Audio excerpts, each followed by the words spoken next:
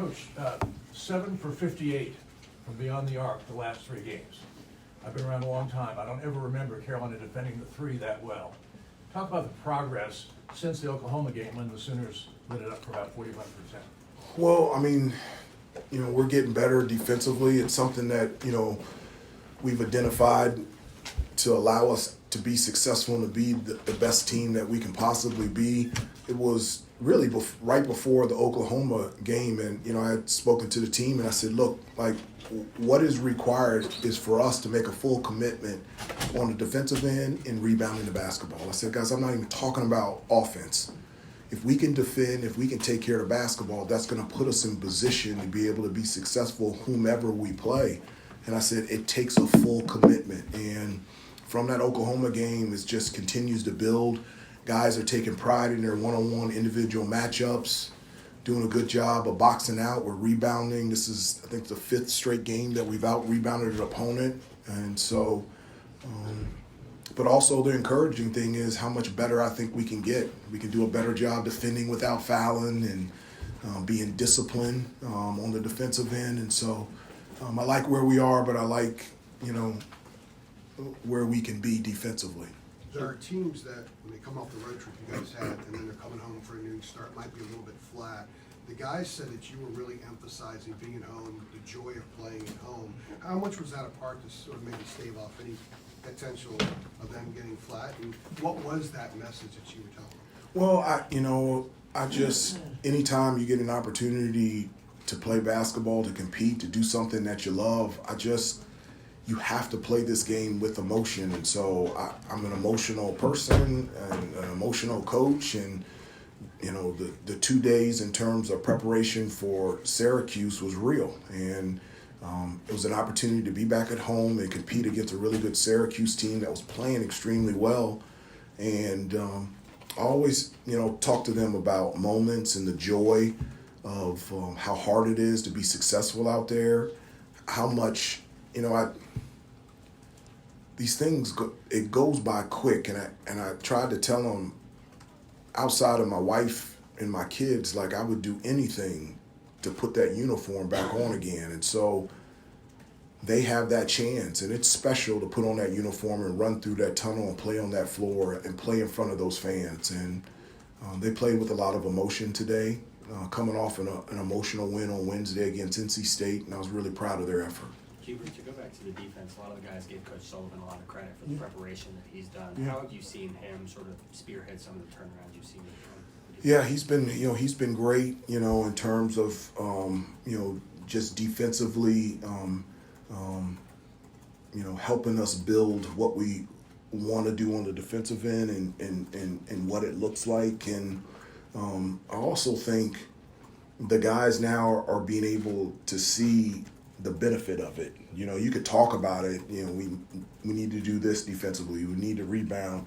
But once you do that and you see the benefit as a team and individually, more playing time, I think guys are like, oh, okay, yeah, this is nice. I like defense. I like to rebound and box out. And so I think that trust on the defensive end is building. And one of the things that I always tell them, I showed him a clip at the beginning of the season, and it was Kevin Garnett, and he was talking about defense, and he says, I'm only in the place where I was supposed to be because I knew my teammate was going to be where he was supposed to be.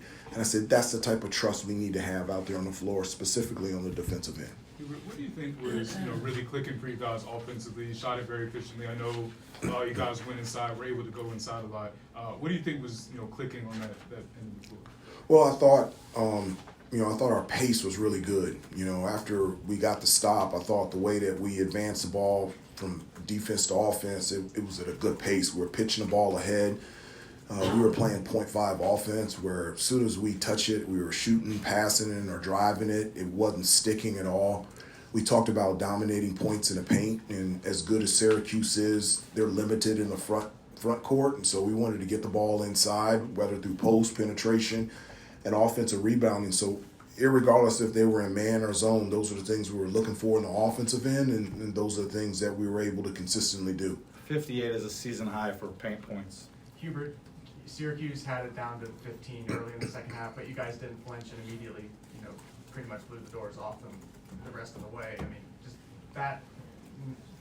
does that poise in the team, does that go back to the trust that you were talking about earlier? I think so. You know, how many games has it been? Total? How many? 16. 16 games. I mean, pray. Okay. Sorry. It's always around you guys, man. Why is that? Why is Jesus telling me to pray when I'm with you guys, man? Okay. Man, what's going on here?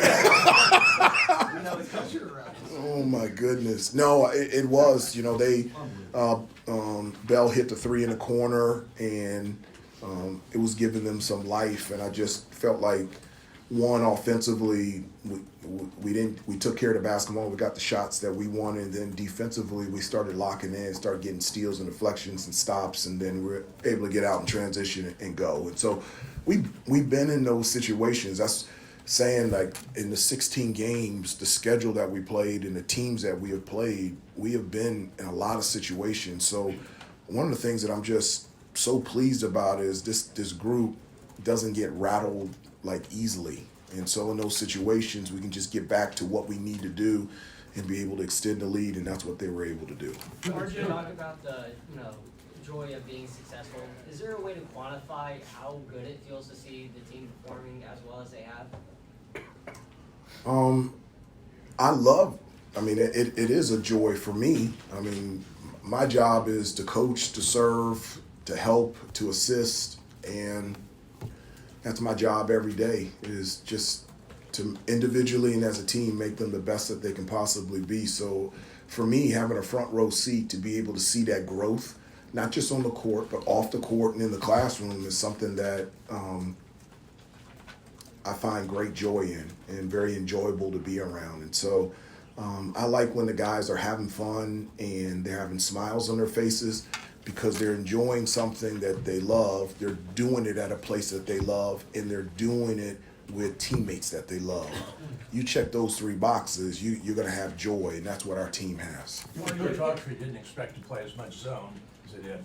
Was it fun to play against a Syracuse man-to-man, and did you expect that you were going to have to dust off the old Jim Boeheim offense so quickly? No, I mean, they play zone out of bounds underneath, and so we knew that we would have to go up against their 2-3 zone in certain situations. That was the first time all season for an extended period of time that we had to go against a zone. So, for us, it was really good for us to work on our zone offense, because that's something that's going to happen to us in the future, and we've got to be able to execute in those situations, and to understand that whether it's zone or man, we still want to get points in the paint, whether it's post, penetration, offensive rebound, or quick open threes by our best three-point shooters, and I thought we did a really good job of that. Take a few more. I'm wondering how much of your defensive focal point was making Syracuse play in the half court today?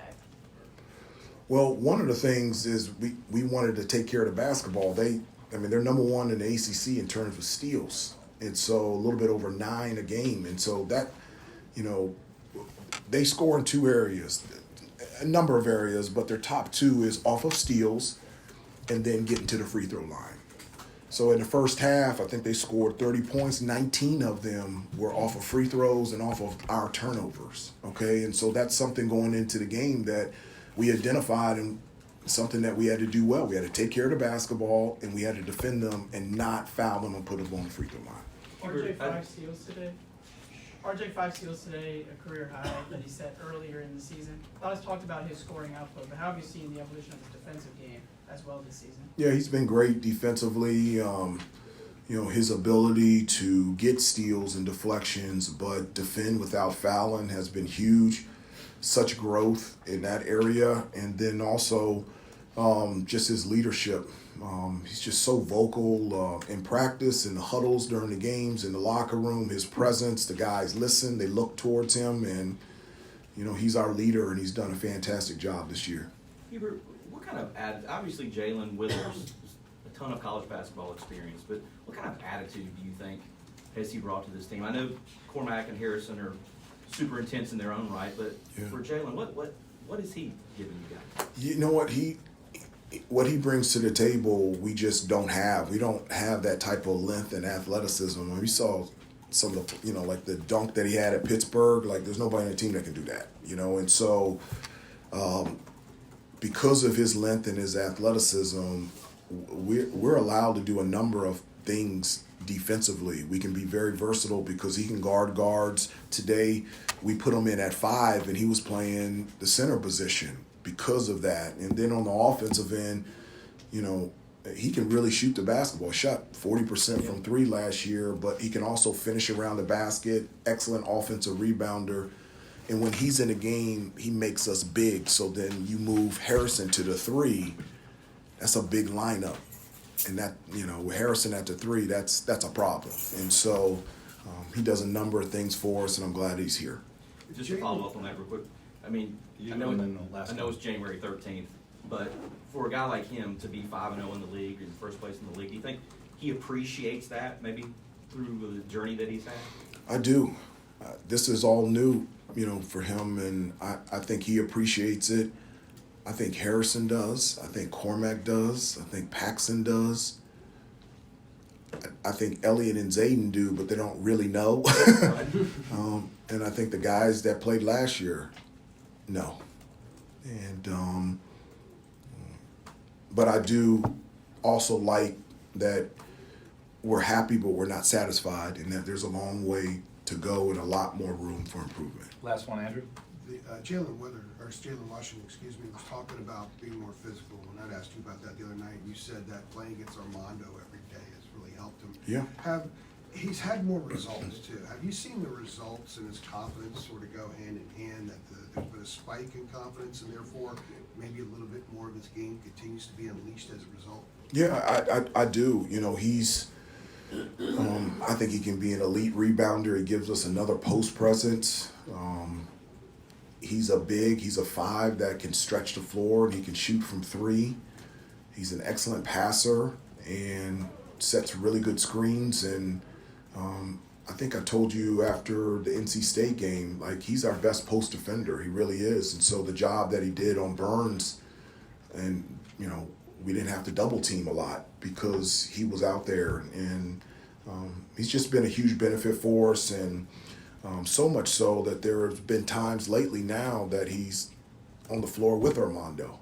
And so now we're going big. And so that's the versatility that we have. We can go small, we can go big. And Jay Wash's ability to shoot the ball from the outside, he's different than Armando, gives us that look and gives us an advantage on both ends of the floor.